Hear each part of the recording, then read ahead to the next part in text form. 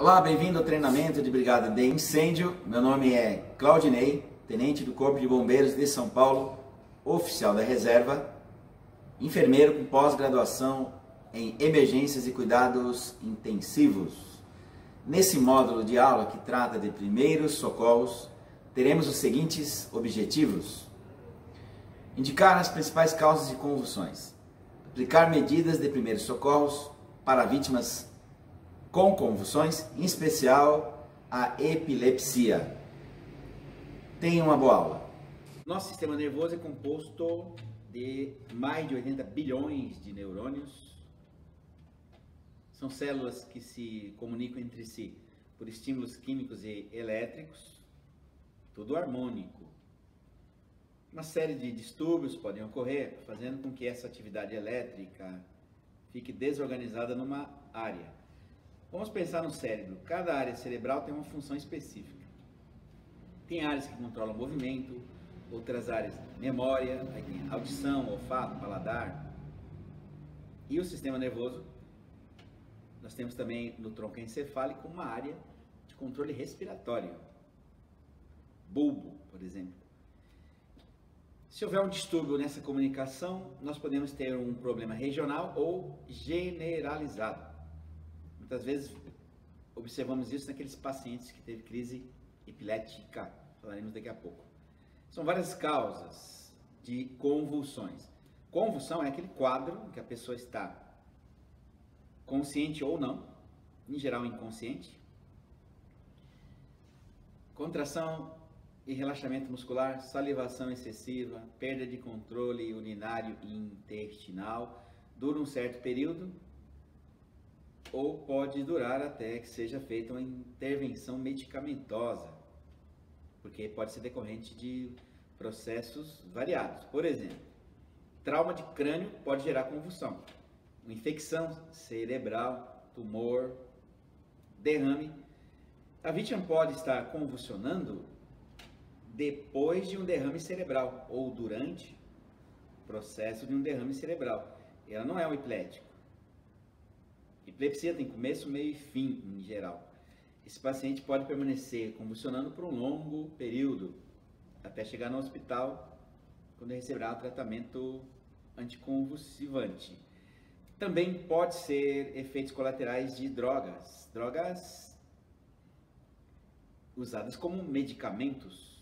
Se você ler a bula de determinados medicamentos, terá lá efeitos raros ou comuns, convulsões. O que significa quando eu leio uma bula? Que eu devo prever todos aqueles efeitos colaterais logo depois que tomar aquele medicamento ou administrá-lo para o meu filho. Então é preciso uma observação do paciente. Ele não pode tomar e sair de casa. Tem que tomar, permanecer um certo período em casa, especialmente quando isso é feito pela primeira vez, em especial com relação aos processos alérgicos ao medicamento, ao princípio ativo daquele medicamento. Convulsão é muito comum, então, porque existem variadas causas. Uma delas é a epilepsia, é uma doença convulsiva crônica. 2% da população apresenta convulsão por epilepsia. Ela pode se apresentar em 3 fases. Fase aura é comum naqueles pacientes que a desenvolvem. Alguns têm sensações premonitórias, alucinações, por exemplo, visuais. Veem coisas brilhantes na frente. Outros referem um gosto estranho antes da crise, um gosto que só ele sabe identificar. Muitos observam movimentos corporais, parece que o corpo dele está se mexendo. Já ouvi relatos variados sobre essas alucinações na fase chamada aura da epilepsia.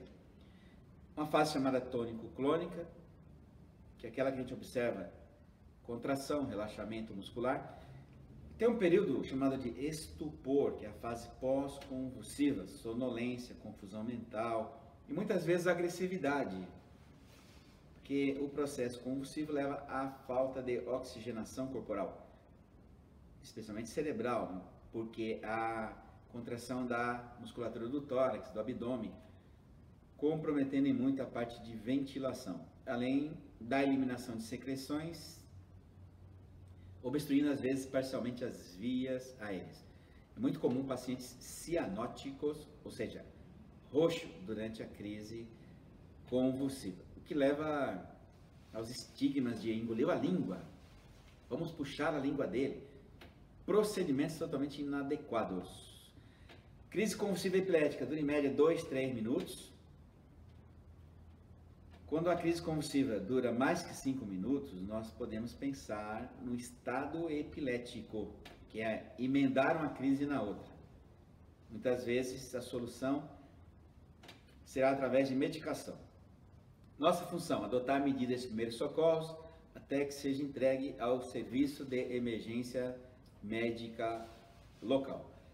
Veremos aqui uma criança com epilepsia. Então ela já está sendo tratada em casa, foi colocada em decúbito lateral, ela tem crises frequentes, diárias.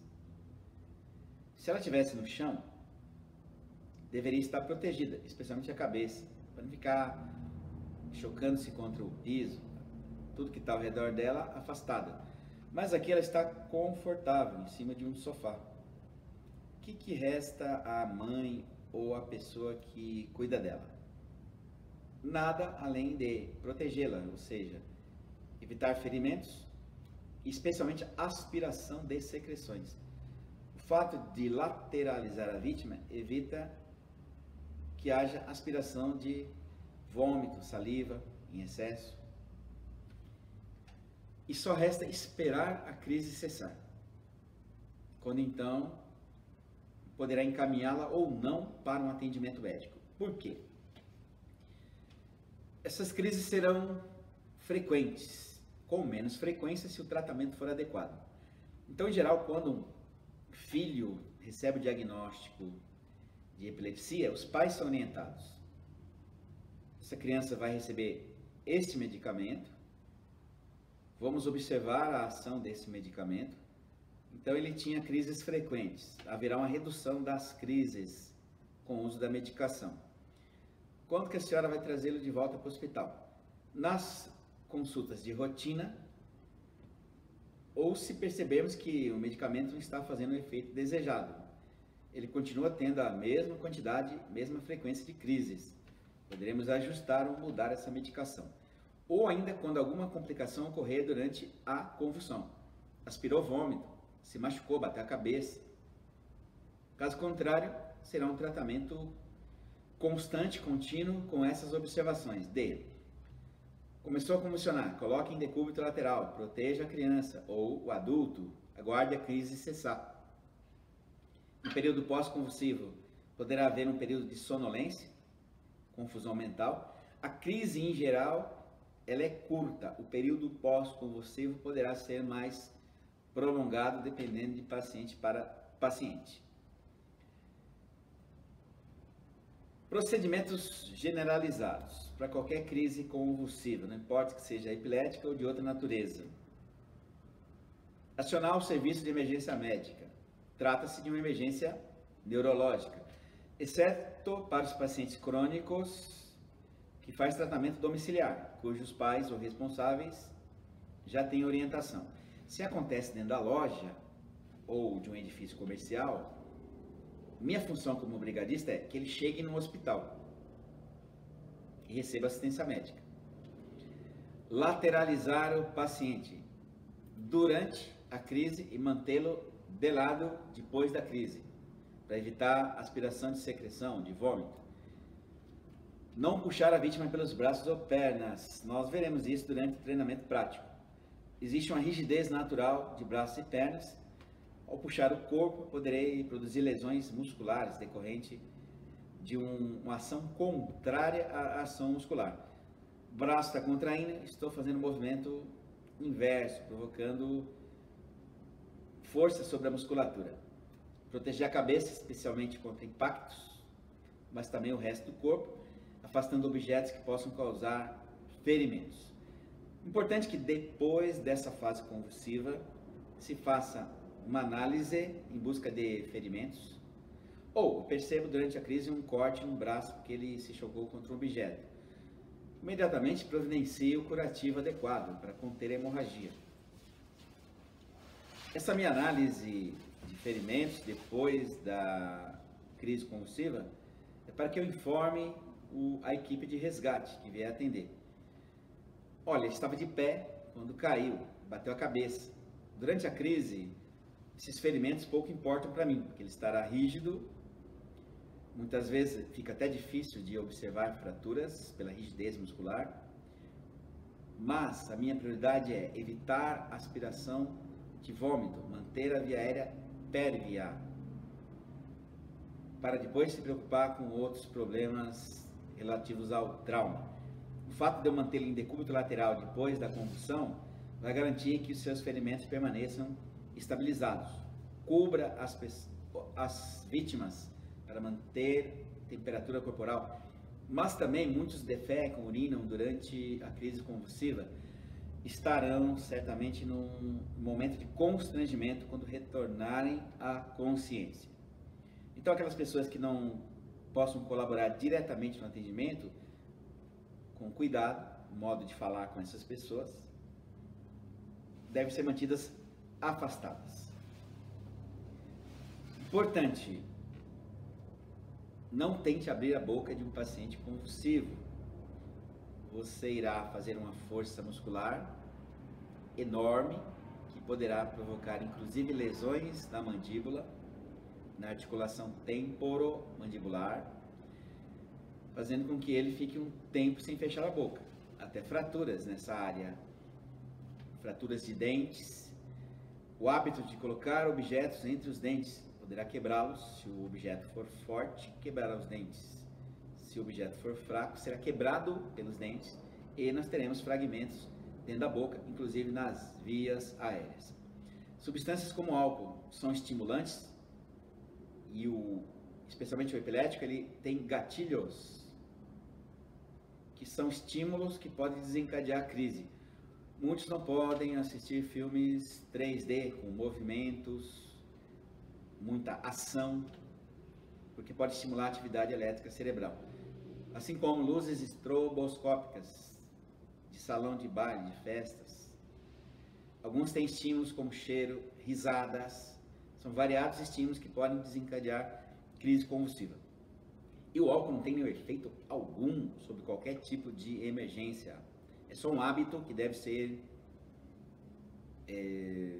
excluído da vida do atendimento das pessoas. Não forçar a vítima a beber água em hipótese nenhuma.